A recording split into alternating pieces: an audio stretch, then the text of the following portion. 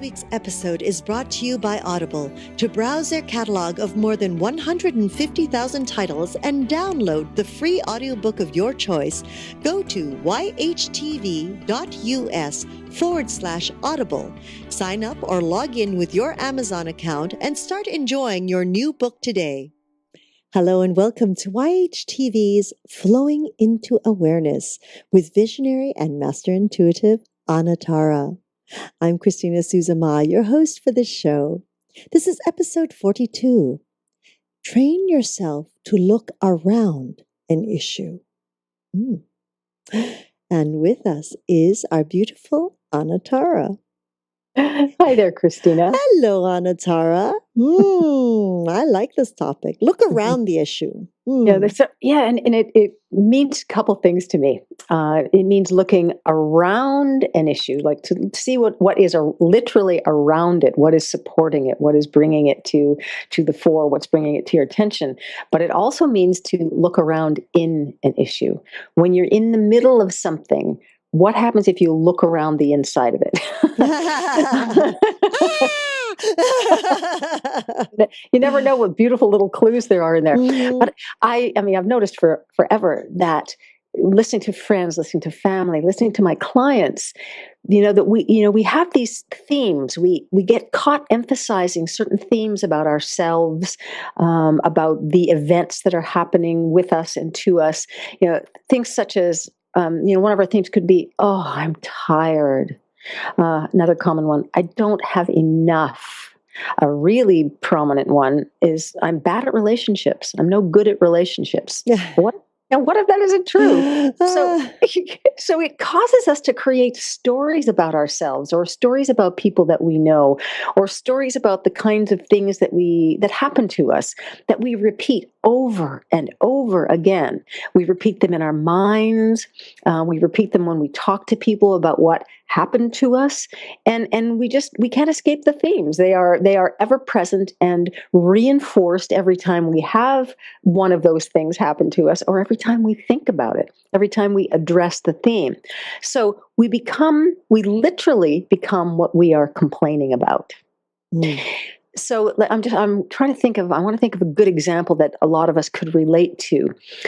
For instance, you go to a shop and you're trying to purchase something, but the cashier is paying no attention to you. And then when they do finally pay attention to you, they're curt and dismissive and unkind. This is a fairly superficial kind of example. So, we get frustrated. We feel that we're not being seen. We sort of wonder, why am I buying this thing here? The people in the store are always the same. And so we have this notion inside us that when we go to a particular shop, a particular store, that we're going to have a negative experience. We're going to have to, we will feel that we're not important, that we're not being cared for as we would like to be by a cashier in a shop. So there's the theme. That becomes the theme that we tell everybody about for the rest of the day or the rest of the week. I went to this store and the people were horrible, and it was just the worst experience I've ever had. And as we do that, there's a place inside us that very firmly believes that is so. There's a place inside us that firmly believes that no matter what, when we go to a shop, that shop in particular, that it will be a negative and dismissive experience, an experience that just ruins our day because it was so horrible. So what would happen if we looked around that issue? What else is happening in that particular situation? Is that clerk being harassed or annoyed by other coworkers? Is the shop very noisy? Maybe they couldn't hear me. Is that person just having a bad day? What's going on for that person?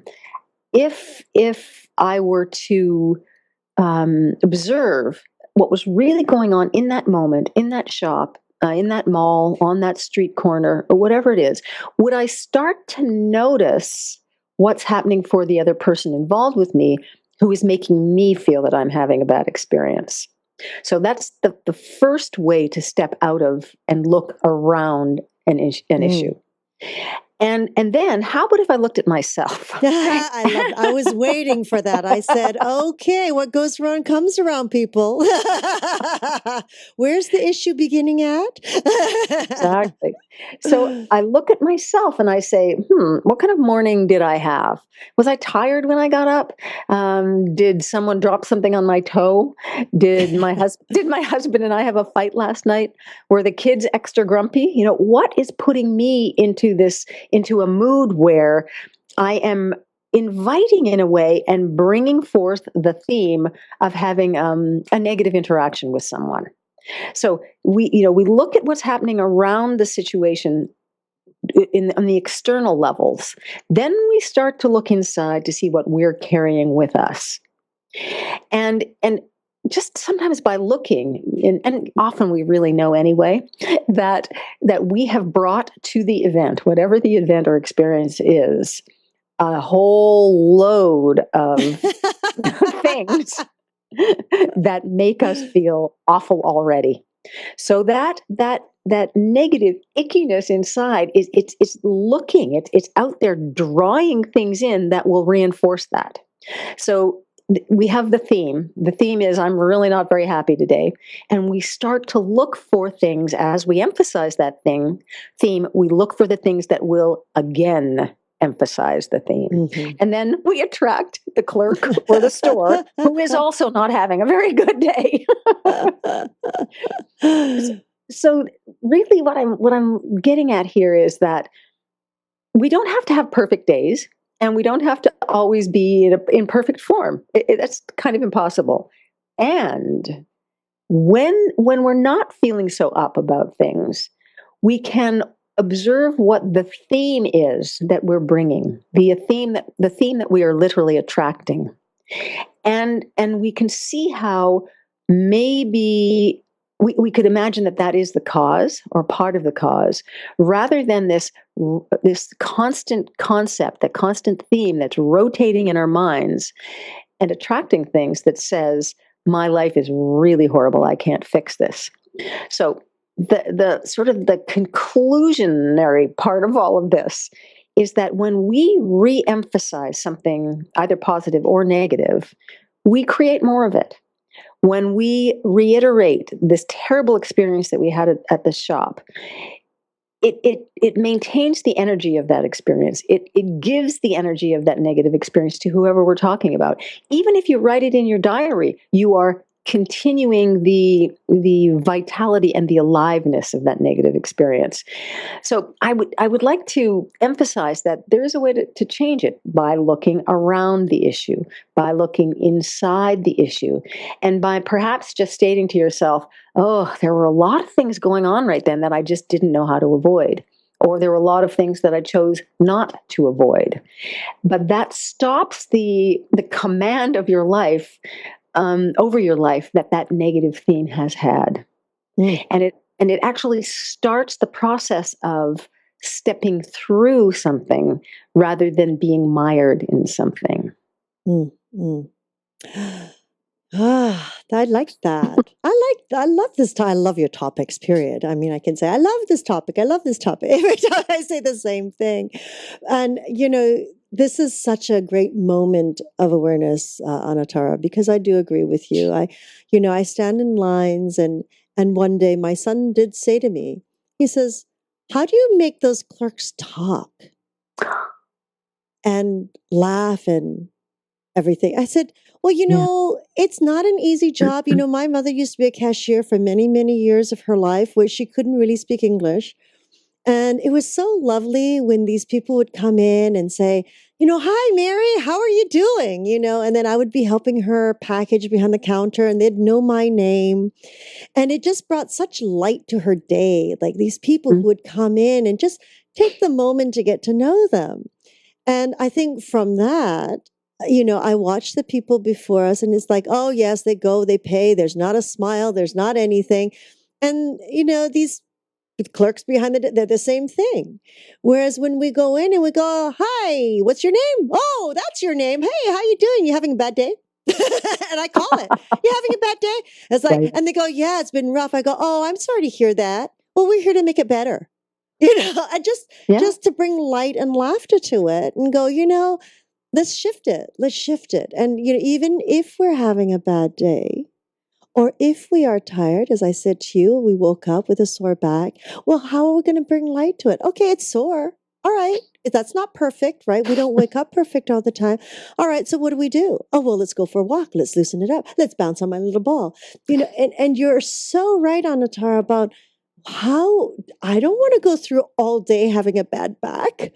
I don't know about you all, but I don't want it all day. I don't even want it for 5 minutes.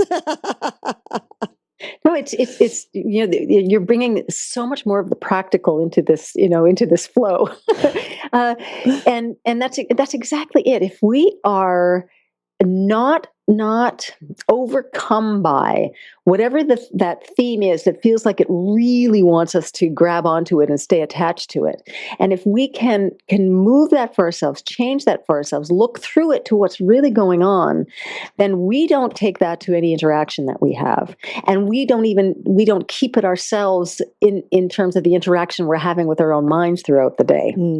So we have a bad back. The clerk is sick and tired of all the grumpy people that come and talk. So they're grumpy. So there's really no beginning or end to it.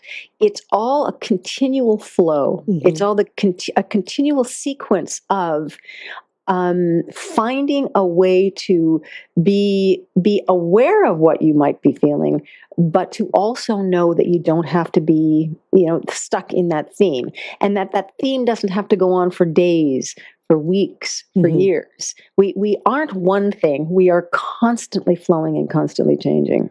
If we choose. Yeah, yes. if we choose to evolve. No, it's true. It's true. Yeah. Oh my gosh. No, this is I love it. See what's around it and be in the middle of it and see what's inside it. I love that, Anatara. And use that as the story that you tell to the people that you meet about what kind of day that you're having. I don't know if I want to hear some of them. Well, maybe not, but you can start to explain how you saw through it. Yes. And if we explain to others how we've seen through what's going on, they might catch on. They might catch on to their own themes. Yes. Or if someone is talking to us and going on and on and on about something terrible that happened, you can actually ask them, what else? What do you think about what you were feeling then? What do you think about what that other person in your story was thinking then? And see if you can help a shift in perspective happen by a simple question. Mm-hmm. Ah, lovely. Oh, thank you so much, Anatara, for another spectacular moment in flowing into awareness. And of course, we would like to thank each and every one of you for joining us in this new platform of education and information. We're grateful for your continuous support, and we look forward to hearing your feedback on how we can serve you better. We invite you to connect with Anatara by following her on Twitter @Anatara, and of course through her own website, anatara.ca. Anatara.ca. So again, please leave your comments and questions, suggestions at the bottom in the comment box, and be sure to click submit. Or if you're listening to this as a podcast, we invite you to call us directly at 818-LETS-TALK. 818-LETS-TALK. So we look forward to seeing you again next time. Namaste.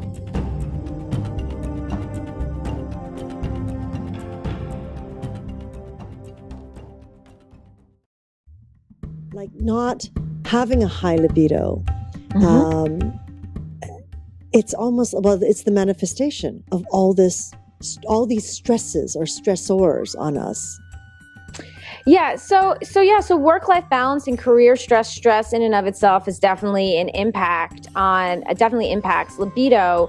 Adrenal fatigue will certainly impact libido.